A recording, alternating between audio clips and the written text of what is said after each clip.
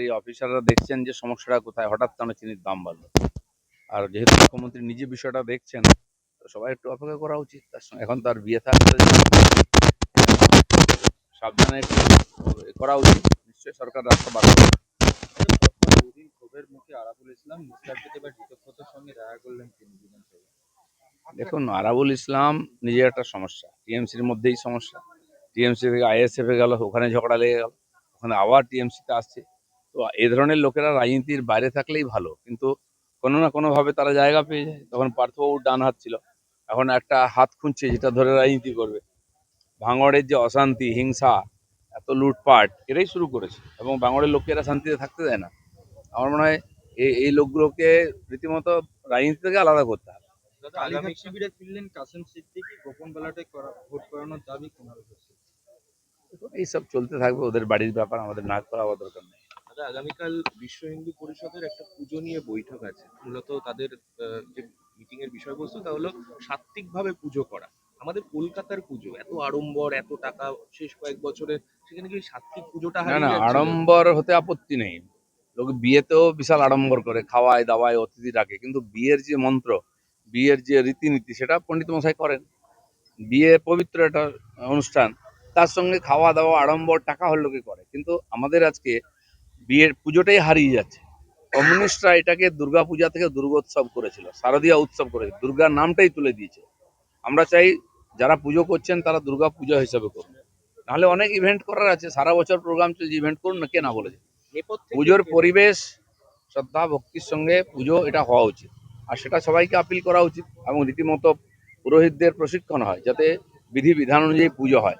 তো মূল সংস্কৃতি যদি হারিয়ে যায়, খালি আড়ম্বর নিয়ে কি হবে? এর পেছনে দাদা কি কারা ছিল বলে আপনার মনে হয়? আমি বললাম তো, কমিউনিস্টরা এটাকে বিপদগামী করেছে। তারা পুজো মানে না, হচ্ছে পুজোর কমিটির সেক্রেটারি হবে। আর পুজোর থিমের নামে আজকে পুজোটাই হারিয়ে গেছে। তো সেই পুজোতে ফিরতে হবে, নাহলে দুর্গাপুজোই হারিয়ে যাবে। দাদা, চৌথমের পর দেখা গিয়েছে কংগ্রেসে একের পর এক বদলু ঢুকেই চলেছে। শামশেরগঞ্জে একজন নেতাকে ঢোকানো হয়েছে, সে দাঙ্গার ওখানের সঙ্গে জড়িয়ে ছিল। কংগ্রেসের লোকের দরকার আছে, তারা নিয়ে নিচ্ছে, আমাদের দরকার নেই, আমরা নিচ্ছি না। না। কংগ্রেস থেকে এসেছিল টিএমসি পার্টিটা, আবার কংগ্রেসের মধ্যে বিলীন হয়ে যায়, এটা কংগ্রেসের ইতিহাস আছে। তারা ভারতবর্ষে আপনি দেখুন প্রথম থেকে এইভাবে হয়েছে, নিজেদের মধ্যে সুবিধা অসুবিধা ঝগড়া করে আলাদা হবে, আবার কিছুদিন পরে এক হয়ে যাবে। কংগ্রেসের কালচার হচ্ছে তারা 2 বছর আলাদা থাকতে পারে না, আবার 1 বছর এক জায়গায় থাকতে পারে না, এইভাবে কংগ্রেস কিন্তু এগোচ্ছে। সেই দলটাকেই প্রক্রিয়াটাকে বলেছে স্থগিত রাখতে, যাতে মানে কোথাও কি বিভাগে ওটা বুঝুক, ওদের আবার স্থগিত কি, ওদের আবার পার্টি, ওদের ডিসিপ্লিন, ওদের সংবিধান কিছু আছে নাকি? এখানে তো আরো দুরবস্থা। দাদা, অভিনেতা শোভন চক্রবর্তী এবং তৃণমূল নেতা, তার বিরুদ্ধে বেহালা থানায় অভিযোগ দায়ের হয়েছে। তার মারধর কারণ করা, কাঠমিস্ত্রিকে মারধর করেছে তার টাকা বাড়িতে। চেয়েছে বলে এর আগেও তো কমপ্লেন হয়েছিল ওনার নাম এই ধরনের ব্যাপারের জন্য। তো একজন সেলিব্রিটি উনিও একদিকে, তারপরে জনপ্রতিনিধি, এ ধরনের কমপ্লেন না আসে সেভাবে সতর্ক থাকা উচিত। সমাজ আপনাদেরকে দেখে, বিশ্বাস করে, আস্থা রাখে, সে অনুযায়ী ব্যবহার। কোনো মিস্ত্রি যদি কিছু করে, তার বিরুদ্ধে অন্য ব্যবস্থা নিতে হবে, নিজেকে এইভাবে না করেই ভালো। অগ্রিম টাকা দেওয়া হয়েছিল, তারপরে কাজ শেষ হয়ে গেলে বাকি টাকা দেওয়ার কথা, সেই টাকা চাইতে হ্যাঁ, গিয়ে টাকা চাইতে গেলে মারবে। তো এই ধরনের লোকজন কেন সমাজে, তারা আবার জনপ্রতিনিধি হবে, চিন্তার বিষয় আছে। দাদা, নাগরিকত্বের সার্টিফিকেট এবার থেকে জেলা শাসকরা দিতে পারবেন। স্বরাষ্ট্র মন্ত্রকের নির্দেশিকা, তাতে রাজ্যকেই ক্ষমতা দেওয়া হয়েছে। আগের দিন সেই ছবি মুখ্যমন্ত্রী দেখিয়েছেন।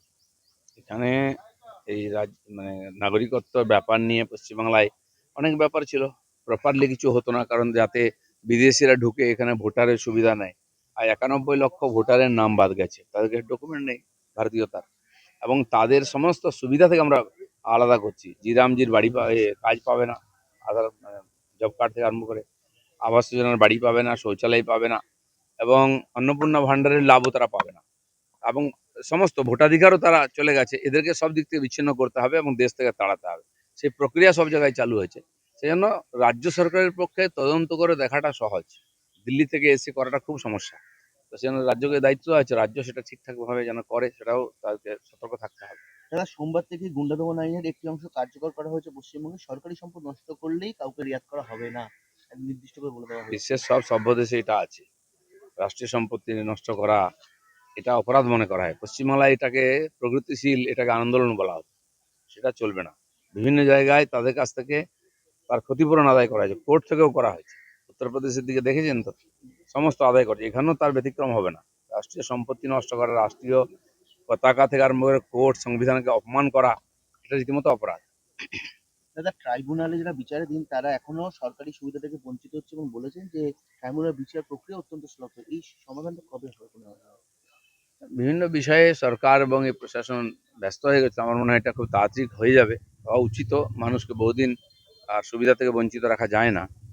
আর সেই জন্য তারা তাদের ভোটাধিকার বাদ দিয়ে তারা তো সব জায়গায় সব পাচ্ছে, এখন কোথাও বঞ্চিত করা হয়নি। স্যার, লাস্ট কোশ্চেন, সরকারি মেডিকেল কলেজে যারা শিক্ষক তারা প্রাইভেট প্র্যাকটিসে রাশ টানলো স্বাস্থ্য দপ্তর, বলেছে যে অনুমতি যারা কাছে আছে তারাও নির্দিষ্ট প্রক্রিয়া মেনে প্রাইভেট প্র্যাকটিস করবে, যাতে চিকিৎসা সাধারণ মানুষ ভালো পায় সরকারি হাসপাতালে।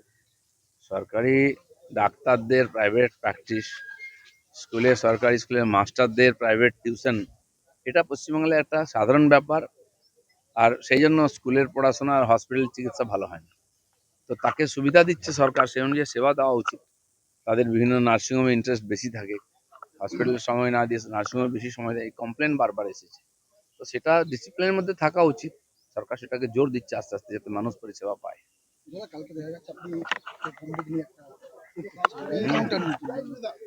খড়গপুর আমাদের শুটিং ক্লাবের ওখানে প্র্যাকটিস চলছিল, তারা আমাকে আজীবন সদস্যপদ দিয়েছেন।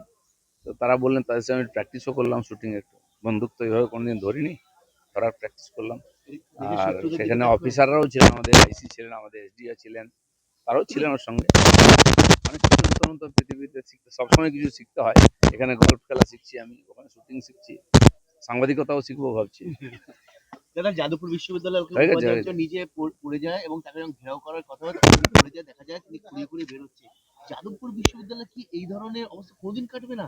বাম আমল, তৃণমূল আমল, এখন জানেন দিল্লির জেএনইউতে ছিল কেন এরকম পরিবেশ? রাষ্ট্রবিরোধী গতিবিধি, স্লোগান, গাঁজা, চরস, সমাধান হয়েছে সেখানে।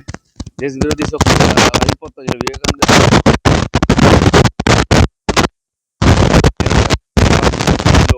উৎপাত করবে, যা ইচ্ছা করবে। সেখানে রাজ্যপালকে অপমান করা হবে, কেন্দ্রীয় মন্ত্রীকে অপমান করা হবে, অন্য কোনো মতাদর্শের লোককে ঢুকতে দেওয়া হবে না।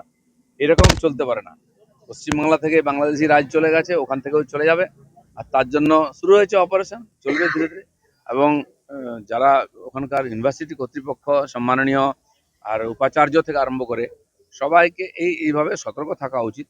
কলেজে ইউনিভার্সিটি পুলিশ যাবে না, ঠিক আছে, কিন্তু অ্যাডমিনিস্ট্রেশন ঠিক থাকা উচিত, পরিবেশ ঠিক থাকা উচিত, নিরাপত্তা ঠিক থাকা উচিত।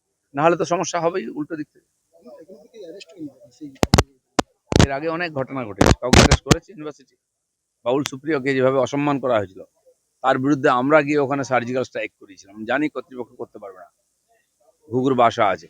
রাজ্যপালকে যেভাবে অপমান করা হয়েছিল, এটা তো কেউ সহ্য করতে পারে না। আমরা পারিনি, করবো না, আমরাই পরিবর্তন করবো।